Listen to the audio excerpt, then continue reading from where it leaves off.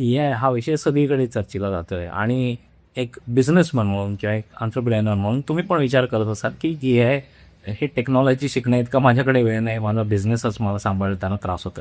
तर मित्रांनो, as a businessman तुम्हाला ए-आय तर इम्प्लिमेंट करावं लागणार आहे. कशी सुरुवात करायची मी सांगतो तुम्हाला.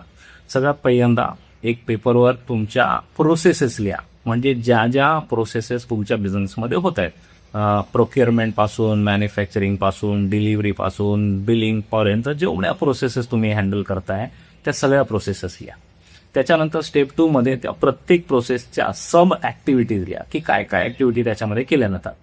आणि मग तुम्हाला काय करायचं की त्यातली कुठलीही एक ॲक्टिव्हिटी घ्या आणि ती मला ए-आयच्या सहाय्याने ऑटोमेट करता येते का बघा. तुम्ही यूट्यूबवर जाऊन सर्च केलं तर तुम्हाला हजारो व्हिडिओ मिळतील जे तुम्हाला ऑटोमेशन शिकवतील ए-आयच्या माध्यमातून. ठीक आहे, तर त्यातली एक ॲक्टिव्हिटी तुम्ही इम्प्लिमेंट करून बघा की मीही ए-आय वापरून ऑटोमेट करू शकतो. मग दुसरी, मग तिसरी, मग चौथी, आणि इन नो टाईम तुम्ही स्वतःच्या बिझनेसमध्ये ए-आय इम्प्लिमेंट केलेला असेल.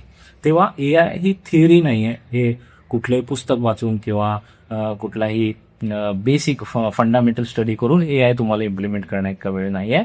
तर आपल्या बिझनेसमध्ये मी त्याचा कुठे वापर करू हे या प्रकारे जर तुम्ही ए-आयला बघितलं तर ए-आय इम्प्लिमेंट करणं खूप सोपं आहे आणि ते इफेक्टिव्ह देखील.